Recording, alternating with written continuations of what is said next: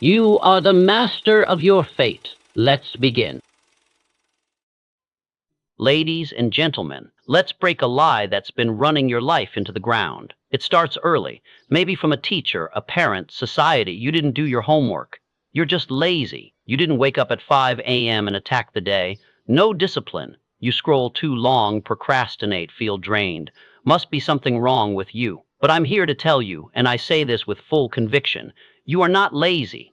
You are misdirected. And I knew this truth long before social media, burnout culture, and hustle gurus tried to brand it into your self-worth. See, I wrote something powerful over 100 years ago in Think and Grow Rich. There is one quality which one must possess to win, and that is definiteness of purpose, the knowledge of what one wants, and a burning desire to possess it. Let me say that again. Not talent, not money, not connections, but purpose. A clear, personal, soul-aligned why. And if you don't have it, you won't have energy. You won't have clarity. You'll wake up every day feeling like you're swimming upstream, wondering what's wrong with you, when the only thing wrong is that your spirit is trying to move in a direction you haven't set yet. You aren't lazy. You're just tired of chasing nothing. We live in a culture obsessed with productivity, grind, hustle, wake up early, sleep 4 hours, post your wins, stack routines like Legos.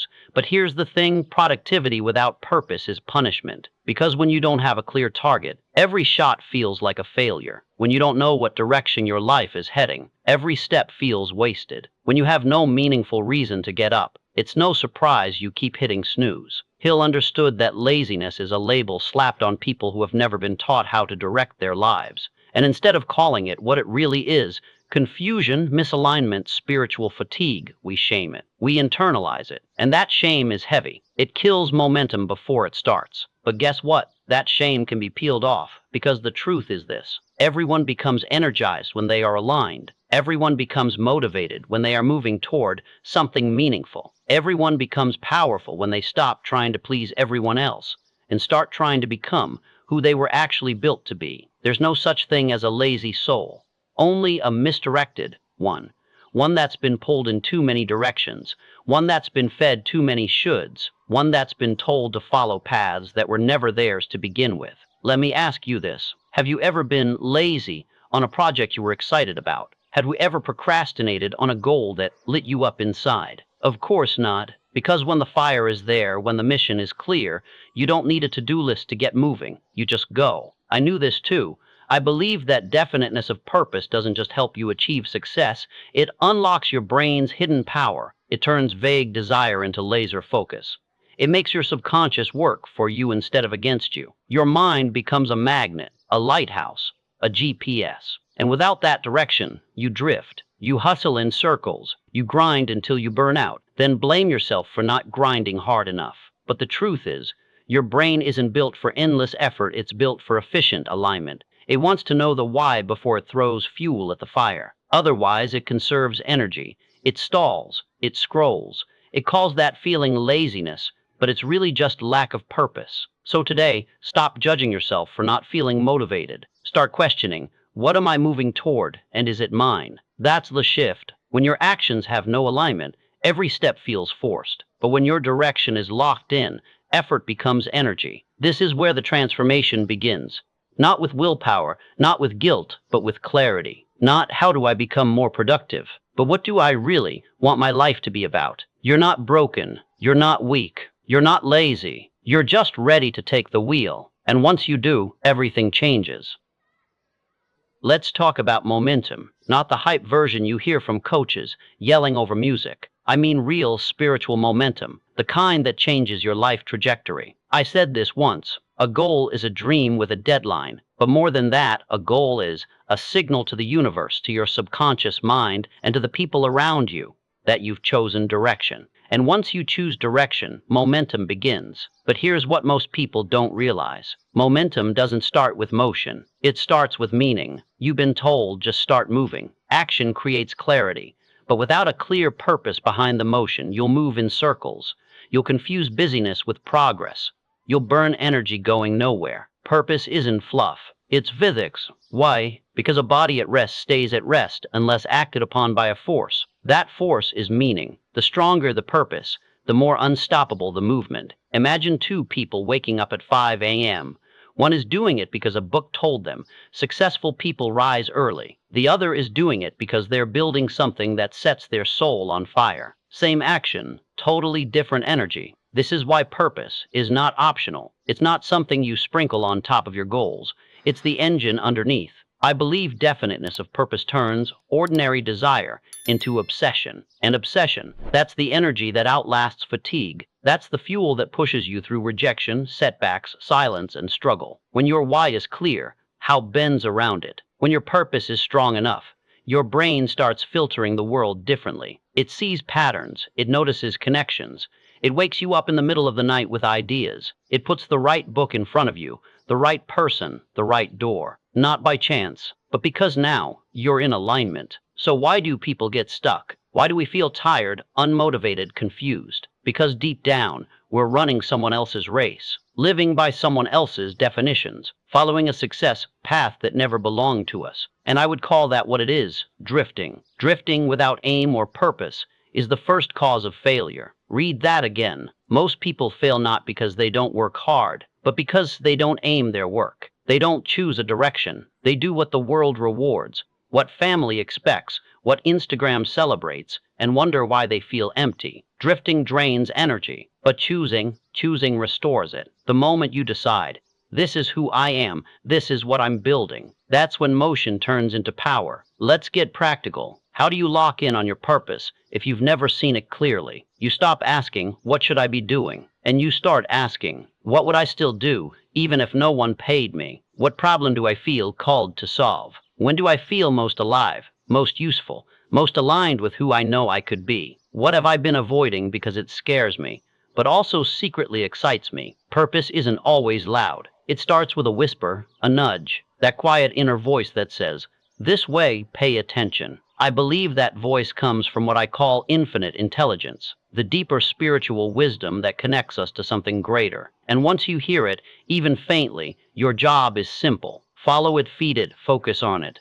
Let me tell you the truth. Your mind isn't wired to run on empty goals. It's built to ignite when you give it real reasons. That's why the same person who can't get out of bed for a job they hate suddenly finds themselves full of energy when they're building something they love. That's why a tired parent can become a powerhouse when their child needs them. That's why someone drowning in self-doubt can become fearless when their mission becomes bigger than their fear. Because purpose isn't a luxury, it's the power source. You don't get momentum by forcing effort. You get it by feeding the flame inside. So if you felt tired, distracted, lost in the scroll, that's not failure. That's feedback. Your spirit is trying to tell you, we're not aligned. We're not where we're meant to be. And the moment you listen, the moment you say, I don't need to do everything, I just need to do the right thing, you'll feel it shift, that hum of energy coming back, that clarity cutting through the fog, that sense of motion, real motion returning. This is the physics of purpose. It's not magic, it's design. Choose direction, and the current will meet you.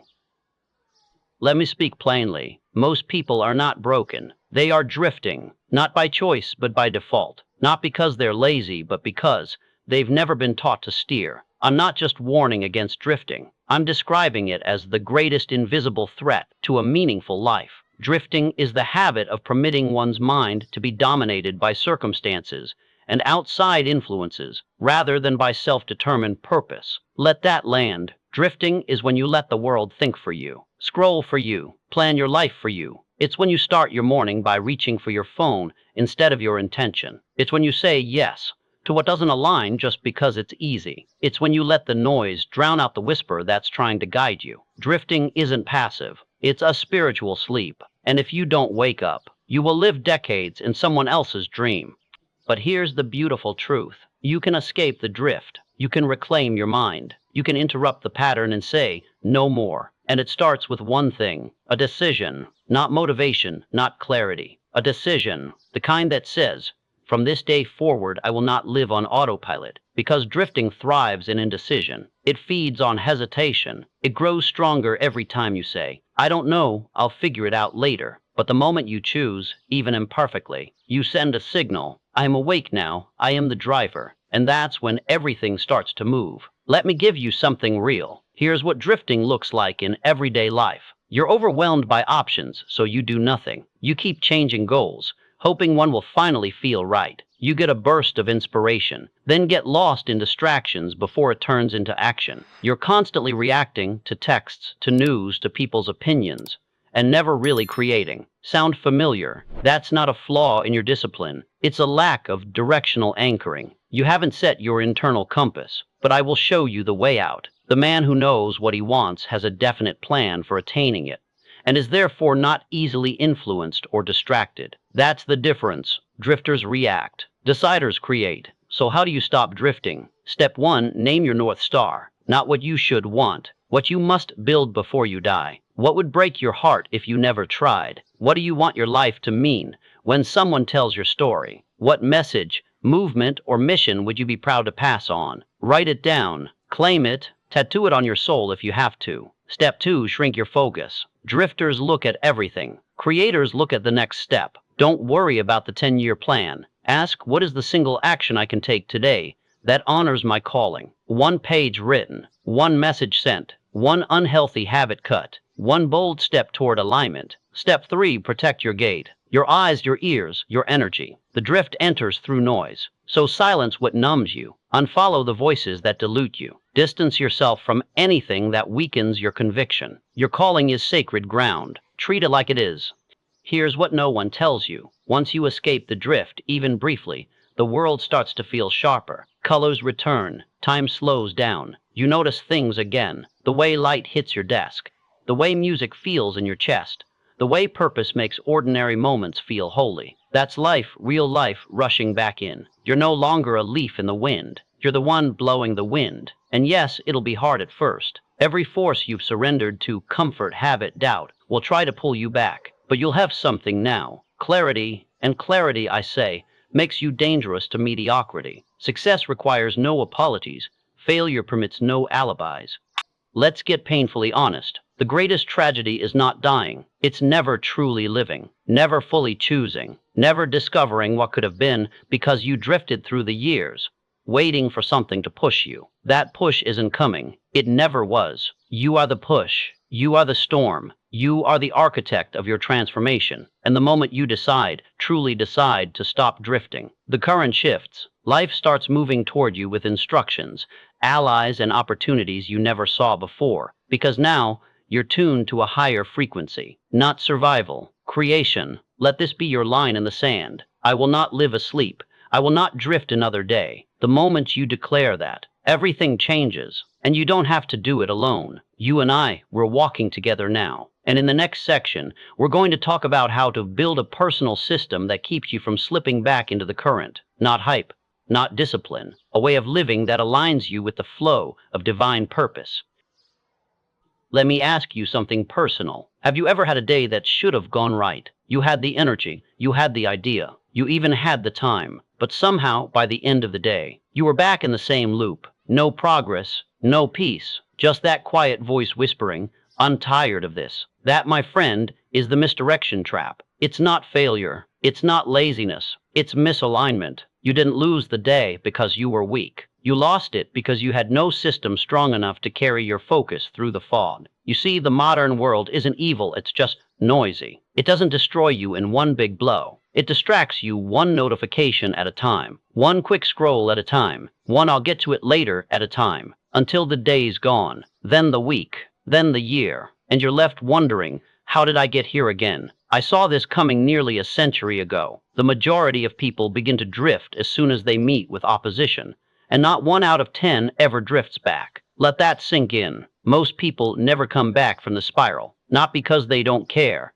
but because they never built a system strong enough to hold their purpose. Let me be clear. A goal will not save you. Motivation won't either, because motivation is a feeling, and feelings are the most unreliable GPS you can use in a crisis. You don't need more inspiration. You need a structure that moves even when you don't feel like it. That's what a system is. A system is a decision you make once that supports you every day. Think of it like scaffolding for your soul. It keeps your mission elevated, even on days when your mood tries to drag it down. So how do we build a system that actually protects your calling? Here's a blueprint. Take what serves you. 1. Lock in a morning anchor. If the first thing you do is scroll, you've already surrendered the day. Replace that habit with a personal commandment.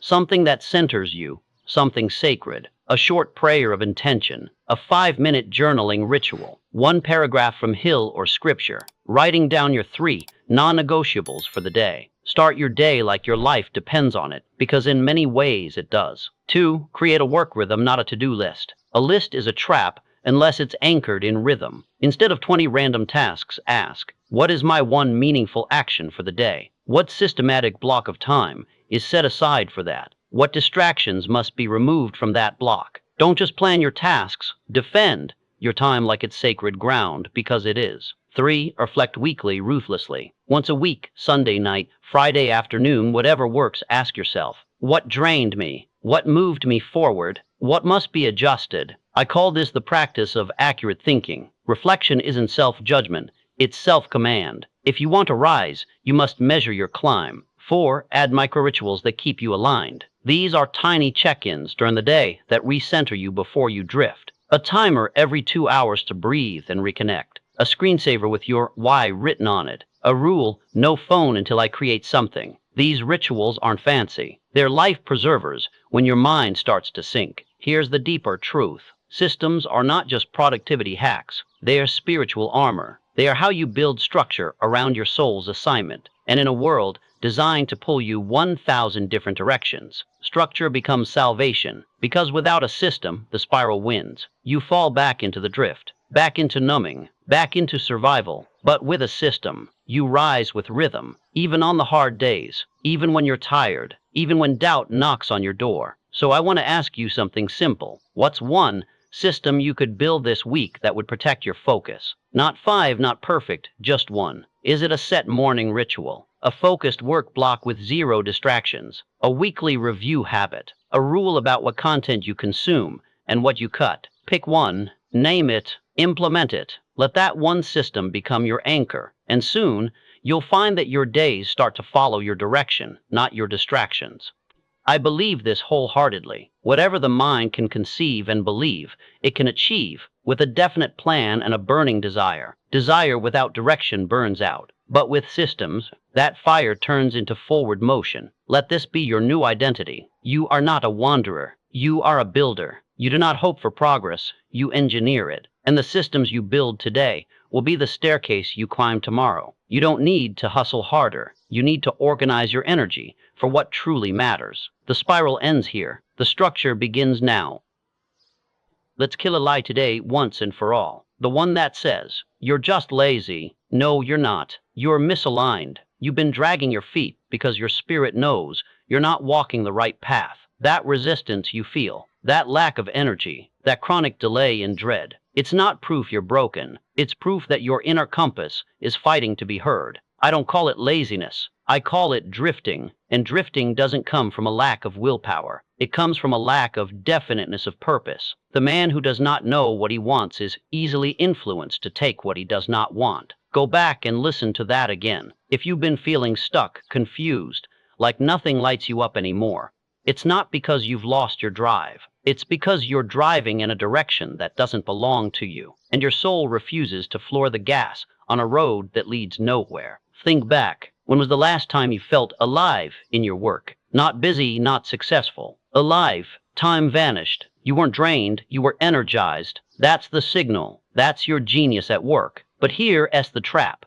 Society taught you to ignore that feeling. You were told to be practical, to chase stability, to follow the path others laid out for you. But what if that path was never meant for you? What if the reason you're lazy is because you're forcing yourself to care about things you fundamentally do not care about? What if your spirit has simply been trying to reroute you back toward your brilliance? Let's talk about this genius. It's not about IQ. It's not about titles or talent. Your genius is the intersection of 3 things. 1, what lights you up. 2, what comes naturally to you. 3, what helps others in a meaningful way. When you're in this zone, effort feels effortless. Time bends, energy expands. You're not forcing yourself to show up. You're pulled forward. But most people never live from their genius zone. Why? Because they trade alignment for approval. They ignore flow and chase formulas. They bury their brilliance under obligations that don't feed their spirit. Let me give you permission today. You're allowed to want what you want. You're allowed to pivot. You're allowed to say, this isn't it anymore. You're allowed to stop shaming yourself for not thriving in an environment that was never designed for your genius. You're not lazy. You're starving for alignment. And once you taste it, once you even touch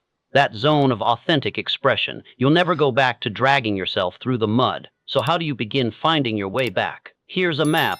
1. Track the energy. For 1 week, keep a simple log. After every task or conversation, write if it energized you, if it drained you, if it felt neutral. After 7 days, patterns will emerge. You'll see what your soul has been trying to say all along. 2. Ask the hard question. If money wasn't an issue, if approval wasn't needed, what would you wake up excited to create, build, teach, or lead? Don't edit, don't judge, just answer. 3. Reverse the labels. Instead of asking, why am I lazy? Ask, where am I misaligned? Instead of saying, I procrastinate, say, I resist what doesn't feel right. Your self-talk either imprisons or empowers you.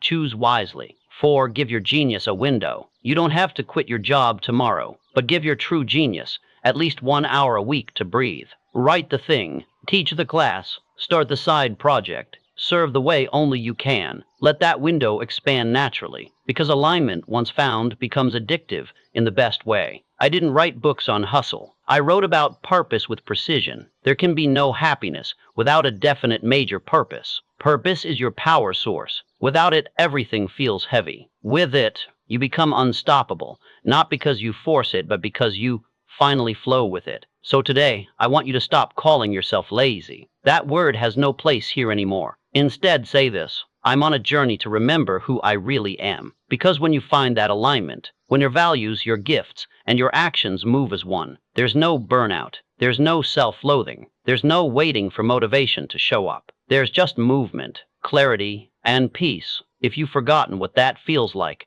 I promise it's still inside you. Beneath the noise, beneath the guilt, beneath the years of doing what you should, your genius is still there, waiting patiently. And once you realign with it, you won't need to be pushed. You'll be pulled. Let's talk about the pain, the internal pushback, the dragging feeling, the self-sabotage, the delay, the fog. We've been taught to hate resistance, but what if it's not the enemy? What if it's a compass? What if it's a signal pointing you not away from the path, but toward the precise adjustments that will change everything? Let's flip the script. I believe every adversity, every failure, every heartache carries with it the seed of an equal or greater benefit. Now imagine that applied not just to circumstances, but to your emotions. What if your resistance isn't something to overcome by brute force, but something to decode? Because let me be clear, resistance is rarely random. It always carries a message, but most people are too busy fighting it to hear it.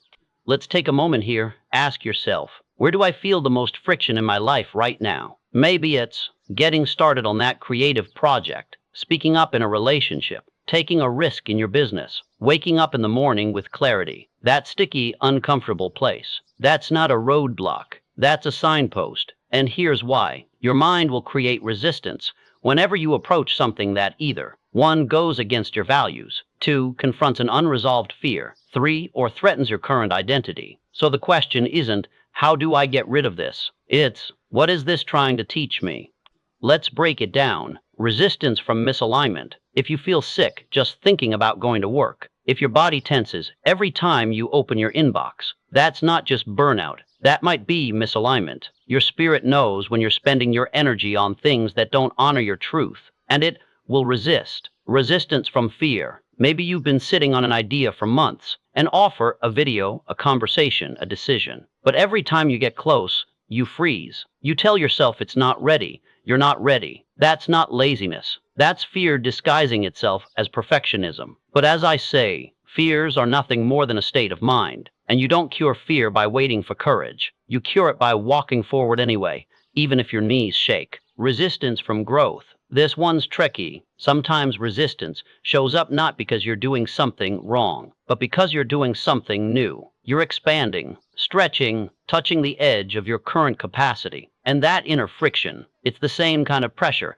a seed feels before it breaks the soil. Don't mislabel that. That's growth pain, not failure. So here's your invitation. Stop cursing the friction. Start listening to it. It's not trying to stop you. It's trying to shape you. Here's how to work with it. Step 1, name the resistance. Write it down. I feel resistance too. No judgment, no justification, just name it. Step 2, ask it a question. What are you trying to protect me from? You'll be surprised what comes up. Maybe it's fear of rejection, fear of success, fear of being seen. Remember, resistance is not irrational. It's just outdated protection. Step 3, reframe it. Once you see the root of the resistance, ask, what's the truth here? Truth disarms fear every time. Step 4, take micro action. Don't wait for the resistance to disappear. It won't. Take a small step through it. Post the thing, hit record, write the first paragraph, send the email, say the hard truth. Because once motion starts, momentum builds, and resistance doesn't survive in motion. Let's go deeper. There's a kind of resistance that shows up right before breakthrough. It feels heavy, personal, like the world's pushing back. That's when most people quit. But that's often when the shift is closest. Most great people have attained their greatest success just one step beyond their greatest failure. That is one of mine. Think about that. What if this resistance isn't a wall, but a threshold? And what if everything you're feeling right now is proof you're on the edge of something massive? So here's your mindset moving forward. When resistance shows up, instead of asking, why am I stuck? Ask, what part of me is trying to grow? Because every pushback has a purpose. Every delay carries direction, but only for the ones who listen. Let me leave you with this. Resistance isn't failure. It's feedback. It's the soul's GPS saying, there's treasure here if you'll keep going. Not blindly, not stubbornly, but with wisdom, with awareness, with alignment. When you stop treating resistance like a red light and start treating it like a revelation, you'll stop retreating and start advancing, step by step, with more clarity, more power, more peace. And that's when you know you're not broken, you're becoming. Let's speak plainly. You're not tired because you're weak. You're tired because your work feels empty. You're drained not because you're lazy, but because you're pouring energy into something that doesn't pour back into you. This is one of the most brutal truths we avoid. Effort alone is not rewarding. Only purposeful effort is. And there's a reason for that. You were never created just to produce, not to punch clocks, meet quotas, chase goals made by other people just to feel enough. You were created to create, to build, to shape your world with intention and heart, to work in ways that light your soul, not just fill your calendar. And when your output is disconnected from your purpose, that's when the fatigue sets in. This is the undeniable truth in all history, that more gold had been mined from the thoughts of men than has been taken from the earth. But what happens when your mind, your thoughts, your creativity are chained to things that don't feed you? You go numb, you disconnect, you lose sight of why you're even trying so hard. Let's talk about this kind of exhaustion. There's a big difference between the exhaustion that comes from climbing your mountain and the exhaustion that comes from running in circles for someone else's approval. One leaves you sore but satisfied. The other just leaves you hollow. If you're constantly drained, constantly burned out, constantly second-guessing, it's time to ask a hard but holy question. Am I pouring myself into something that actually matters to me? Not to your boss, not to your followers, not to your family's expectations, to you. See, burnout doesn't come from doing too much. It comes from doing the wrong things for too long. Tasks that don't align, environments that deplete, people who demand without giving, goals that don't belong to you. That's the real thief of energy. You can't live a life of fire while walking a path made of ash. So how do you course correct? How do you move from exhaustion to momentum? Let's start with this truth. Energy is not just physical. It's spiritual, emotional, mental. When you're working in alignment with your calling, your deep internal yes, you gain energy even while you're giving it. I look at it in this way. No man can succeed in a line of endeavor which he does not like. I'm not talking about pleasure. I'm talking about alignment. When your work aligns with your beliefs, when your output serves your vision, when your days reflect what you value most, you stop dragging your feet through the mud. You start walking with purpose. Here are 3 signs you're not aligned, and 3 questions to recalibrate. Sign 1, you dread the start of every day. That Sunday night anxiety, that pit in your stomach before you even open your laptop. That's not normal, that's data. Ask, what part of my day feels like I'm betraying myself? Sign 2, you feel numb at the finish line. You hit the goal. You did the thing everyone applauds. But inside, flat, empty, like you just checked another box on a life that doesn't feel like yours. Ask, whose dream am I chasing? Sign 3, you're busy but not fulfilled. Your calendar is packed. Your to-do list is endless, but your soul, starving. Ask, what have I sacrificed for the illusion of progress? Now listen, I'm not saying quit your job today. I'm not saying walk away from everything, but I am saying this. If you keep spending your energy on things that don't align with who you are becoming, you will always feel like something is missing, because something is missing. You. So what's the fix? It's not about doing less. It's about doing what matters more. Align your tasks with your purpose. Say yes where your soul says yes. Start saying no without guilt when it's a no in your spirit. And most importantly, start carving space for what gives back to you. Create something that reflects your vision. Help someone who needs exactly what you have. Move your body, feed your mind, breathe deeper. Talk to God not just to ask, but to listen. Because when you're aligned, the fuel changes. Your work becomes worship. Your actions carry fire. Your days start to mean something again. You were never meant to grind yourself into the ground just to be worthy. You were meant to build something sacred, to contribute something real, to leave a mark that lasts beyond titles and tasks. And you don't get there through hustle alone. You get there by remembering this. There is one quality which one must possess to win: definiteness of purpose, the knowledge of what one wants, and a burning desire to possess it. Let that sink in. You already have the fire. You just need to point it in the right direction. Exhaustion isn't your identity. It's your invitation to pause, to listen, to return to what's true. Because when you reclaim purpose, energy follows, joy follows, clarity returns, and finally, you feel alive again. There comes a time when you must stop asking for directions to places you were born to lead. Let me say that again, because someone needs to hear it. You must stop asking for permission to become what God already called you to be. You don't need a committee vote to be great. You don't need your old circle's approval to grow beyond them. You don't need to shrink just because your light makes others squint. Tattoo this on your soul. Opinions are the cheapest commodities on earth, and yet so many build their entire lives around them. You trade your momentum for their comfort, your progress for their acceptance, your calling for their convenience. Enough.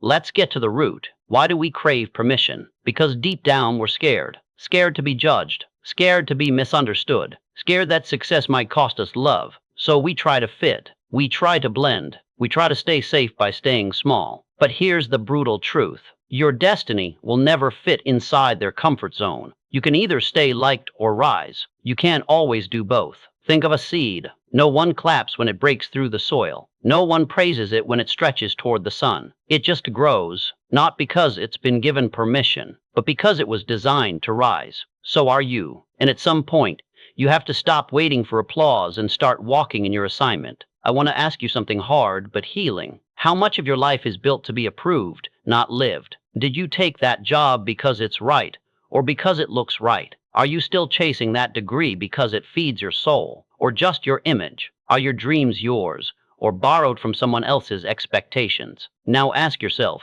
how long can you carry a life that doesn't carry you? Because living for likes is the fastest way to lose yourself. There's a better way. It starts with this shift. You are not here to be understood by everyone. You are here to be used by God. Let that truth settle. They might not get your path. They might talk when you change. They might even distance themselves when your elevation makes them uncomfortable. Let them, because your life was never meant to be explained to those who weren't assigned to walk with you. If I give you one advice, it's this. You have a brain and mind of your own.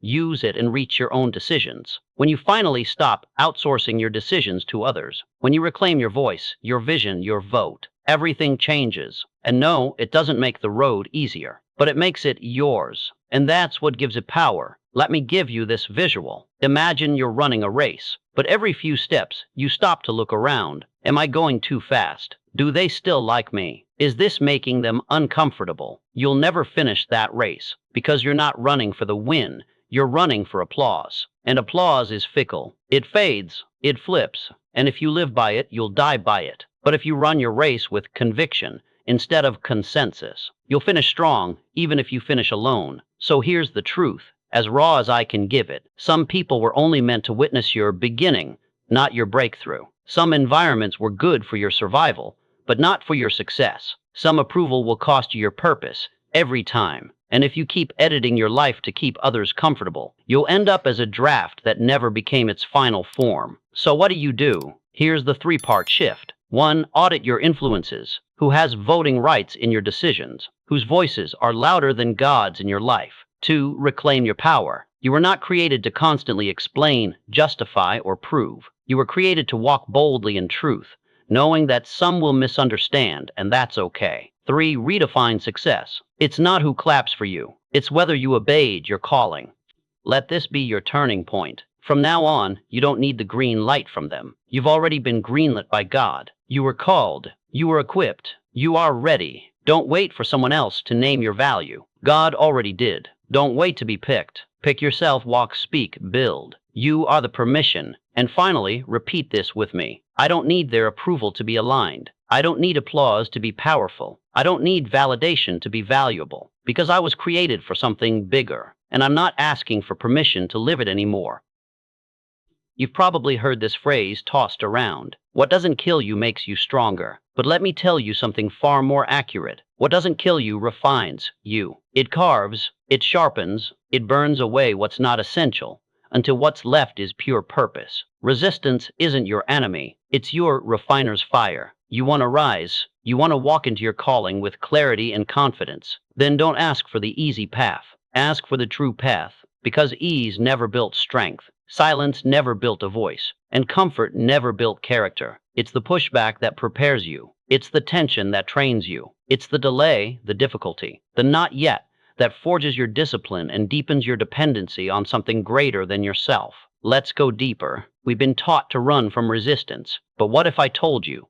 Resistance is the sign you're finally moving in the right direction. Every adversity, every failure, every heartache carries with it the seed of an equal or greater benefit. Remember that. That seed, it's buried in the struggle. So if you're feeling pressure, good. If you're being stretched, good. If life feels like a weight room instead of a playground, good. It means something's being built inside you. Let's call it what it is. You're not under attack. You're under construction. And construction sites are messy. They're loud. They look chaotic before the beauty shows up. But the builder knows what's coming. And if you trust the process, you'll stand in awe at what rises from the rubble. Now here's the truth most won't tell you. Pain isn't just part of the path. It is the path. Not forever, not constantly, but often enough that God uses it as a scalpel, not to hurt but to heal. He allows the resistance not to break you, but to burn off the layers you no longer need. The doubt you've been carrying, the identity you outgrew, the masks you wore to stay accepted, the habits that comforted you but kept you stuck. Resistance is the moment the old you realizes it's not in charge anymore. Think about every muscle in your body. You wanted to grow, you got to tear it first. That's how strength is made. Your spirit works the same way. Without resistance, there's no growth. Without struggle, there's no breakthrough. Without heat, there's no refinement. God doesn't promise to keep you from resistance. He promises to meet you in it and make you more than you were before. Let's talk real-life examples. Moses wasn't ready to lead people out of Egypt until he was rejected and exiled. David didn't slay Goliath because he was lucky. He slayed Goliath because he trained in obscurity, killing lions and bears when no one was watching. Even Christ himself endured resistance beyond words, not just to save, but to show us the shape of transformation. Don't curse the struggle. It may be the very stage God uses to reveal your next identity. Here's what I want you to hear deep in your bones. Resistance is not proof you're in the wrong place. It's often proof you're exactly where God wants you right before the breakthrough. Stop praying for it to end. Start asking what it's trying to teach, because every storm is an instructor. Every delay is a disguised deliverance. Every no is rerouting you to better yes. Let me speak this over you right now. You are not weak because you're tired. You are not broken because you're under pressure. You are not lost because things feel hard. You are being shaped by the Spirit for something stronger than the life you once prayed to survive. So what do in resistance? You don't resist it. You receive it. You say, God, I don't like this, but I trust this. You say, use it. Refine me. Burn away anything not built for the next level. You say, if this is what it takes, I won't run. I'll rise. Because the you that's coming out of this resistance, that version is unshakable. So many people quit in the middle. They bow out just before the breakthrough. But not you. You've come too far to go back. You've suffered too much to stop short. You've changed too deeply to pretend you're the same. The resistance is the proof that your elevation is on the other side. So hold your ground and let the resistance do its work. Because after this, you're not going to be who you were. You're going to be who you were meant to become. You've heard the signs. You've felt the stirring, that low ache in your chest that tells you, where I am is no longer where I belong. The divine dissatisfaction, the closed doors, the lonely silence, the battle behind your eyes, the sudden clarity, the strange, undeniable favor. And now you're here, the moment that asks not for more information, but for action. Let me be plain with you. This is the shift, not just a concept, not a motivational idea, not a someday plan. Now, not next week. Not when you feel ready, not when the fear goes away. Now is the moment God has been preparing you for. Everything that made you question if you were disqualified, He used it to qualify you. Everything that made you wait, He used it to train you. And everything that's breaking open now, it's not chaos. It's divine construction. There's a spiritual law many ignore. God won't move through you until He's moved in you. And He has. Through silence, you heard His voice. Through loss, you found His presence. Through struggle, you gained strength. And through resistance, you found refinement. Now the shift is here. It's time to stop just listening to truth and start living it. But let's be honest, most people don't miss their calling because they're evil. They miss it because they're comfortable. They stall out in a life they've learned to tolerate, but were never meant to thrive in. They pray for change but fear disruption. They ask for transformation but cling to what's safe. That cannot be you. Not now, not anymore. You've come too far. You've lost too much. You've grown too deep to live small. This is not the season to shrink. This is the season to move. So what does movement look like? It doesn't have to be flashy. It doesn't have to be loud. But it has to be real. That call you've been putting off, make it. That conversation you've avoided, have it. That step of obedience you've delayed, take it. Do the first thing, then the next after that. You don't need to leap the whole staircase. Just take the next step that matches the version of you God just finished refining. Let me give it to you plainly. You don't need another sign. You don't need another scripture. You don't need every detail to start. You need motion. You need faith. You need to trust that what's been built in secret is about to bloom in public. Because this isn't just a season change. It's a soul shift. And once it starts, the only way back is through regret. But I know something about you. You've had moments you were ready to give up. But you didn't. You've been exhausted. But you still showed up. You've been overlooked, misunderstood, stretched, refined, isolated. But here you are, still reaching, still believing, still asking God for more. And I'm here to tell you, more is already on the way. The shift means that spiritual heaviness is breaking. That old version of you is being laid to rest. That divine assignment, it's being delivered. That purpose, it's now, not later. That life you dreamed of living, God didn't give you the vision to tease you. He gave it to trust you. And now that you've been shaped by the fire, He's ready to ignite what's inside you. Let's bring this home. You don't need to hustle for your worth. You don't need to pretend you're fearless. You just need to walk in the truth of what you've already survived, what you've already seen, and who you're becoming. You were born for this shift. Heaven knows your name, and God has never left your side, not for 1 second. So rise, take your place, step forward, move. Final words. This is not the end of your journey. It's the beginning of your legacy. A life aligned with divine purpose. A soul awakened to its assignment. A story that will light the way for others still trapped in the dark. God is about to change everything, and it begins with you. Remember, your success begins the moment you decide to act.